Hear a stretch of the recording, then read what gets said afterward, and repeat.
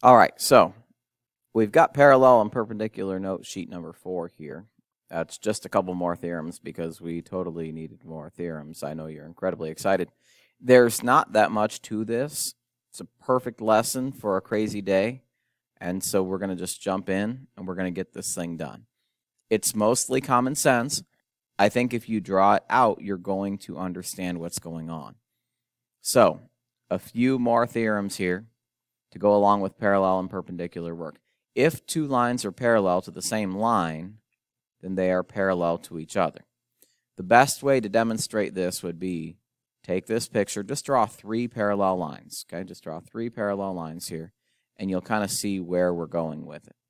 Okay, so just draw 3 parallel lines.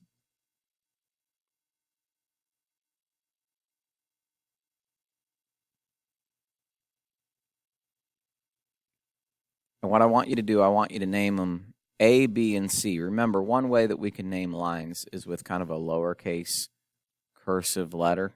These aren't really going to look cursive, but that's okay.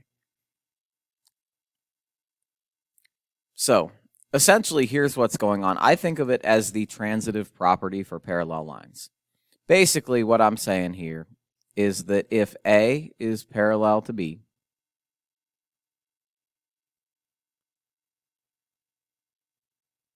and B is parallel to C, then automatically we can make the connection that A is parallel to C. So again, kind of like the transitive property. If 1 is congruent to 2 and 2 is congruent to 3, then 1 is congruent to 3. We're doing the same thing with parallel. If A is parallel to B and B is parallel to C, then we can make that jump and we can say that A is parallel to C. Okay, so that's actually what I want you to write here. I want you to write what I just said. If A is parallel to B and B is parallel to C, then A is parallel to C.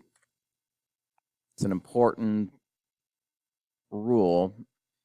And the annoying thing about this one, I'm going to be honest, there's not really a great name for it. In the book that we are pretending to use, this would be referred to as Theorem 3.8. That's not to say that you're going to remember that it's called Theorem 3.8, but when we do the examples down below and it says what rule makes it happen, you can either write out the entire thing or you can save yourself a little bit of time and just reference it as Theorem 3.8, and I'm okay with either one. All right, rule number 2. In a plane, if 2 lines are perpendicular to the same line, then they are parallel to each other. I like this example. What I want you to do, I want you to draw a couple of parallel lines, and then I want you to draw a perpendicular transversal here. We can actually use this theorem 2 different ways. We actually are going to build 2 different rules off the same picture. Okay, so make sure you do your best on the picture.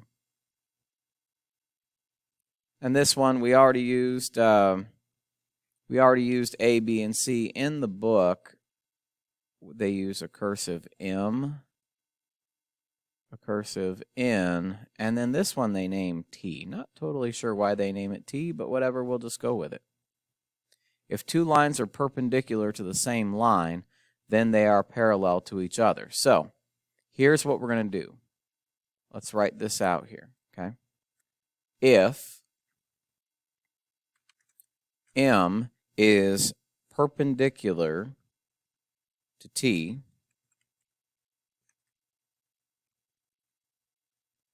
and N is also perpendicular to T,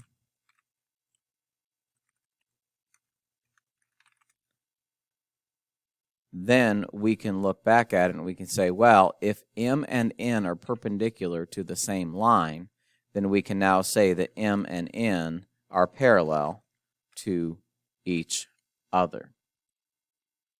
It makes sense when you see the picture. It doesn't necessarily make sense if all you're doing is just trying to memorize a theorem. Now, just for the record, just like what we said earlier about how there was no great name for it. So in the book, it's referenced as Theorem 3.8. You can take a wild guess. This would be Theorem 3.9. Again, you're not going to memorize that. Don't sweat it. I'm just trying to give you an easier way to reference things later on. All right, now the last one has a name. It is called the Perpendicular Transversal Theorem.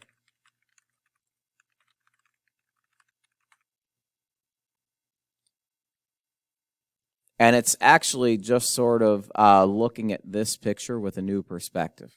In a plane, if a line is perpendicular to one of two parallel lines, then it is automatically going to be perpendicular to the other.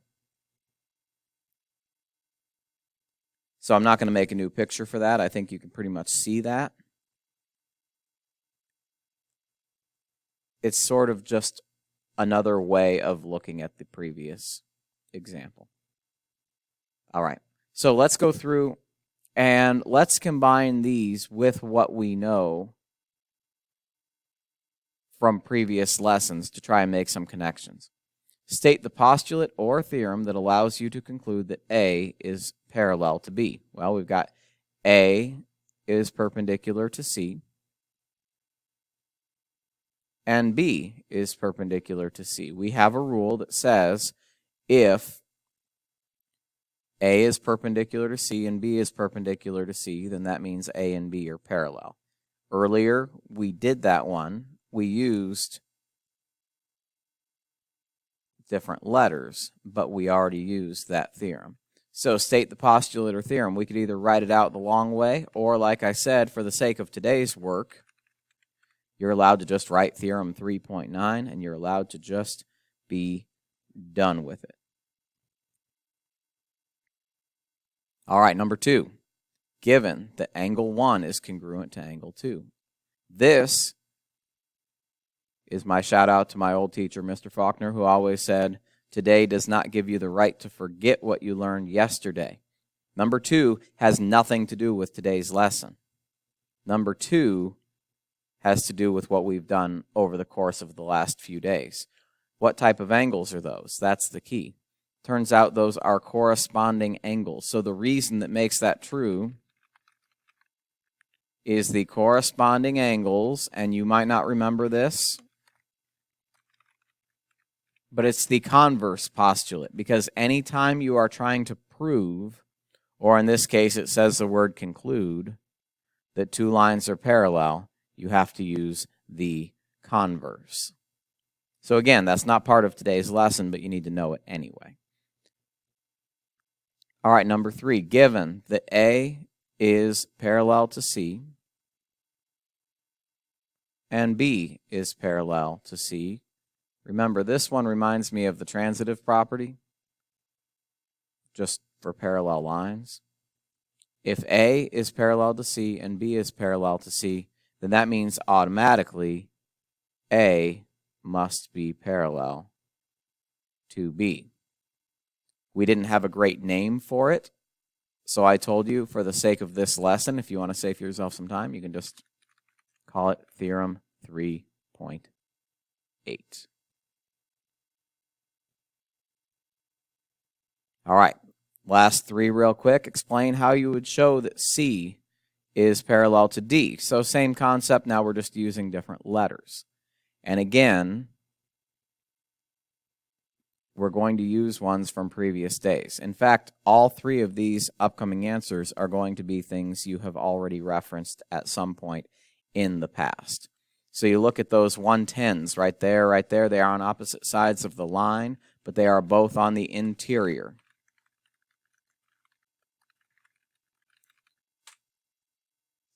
So we're going to use the alternate interior angles, and we're going to use the converse theorem because, again, we're trying to prove that two lines are parallel. Number 5, you've got the 80, you've got the other 80. That reminds me that we're probably going to do corresponding just like we did on number 2.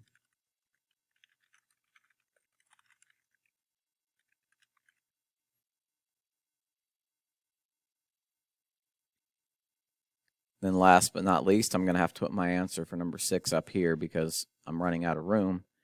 We're going to have a 70 and a 110 in the middle. Now, remember, add the 70 and the 110 together first. If you don't add them first, you might not notice that they don't add up to 180 sometimes. Now, these do. These work. But sometimes the numbers that you are given do not actually add up to 180. And when that happens, you cannot prove anything. In this case, they do. So you're okay. And you're going to call it the same side interior angles converse theorem. All right. So a lot of writing, not as much as before, but still a lot of writing. Thanks for staying with me, and I will see you next time.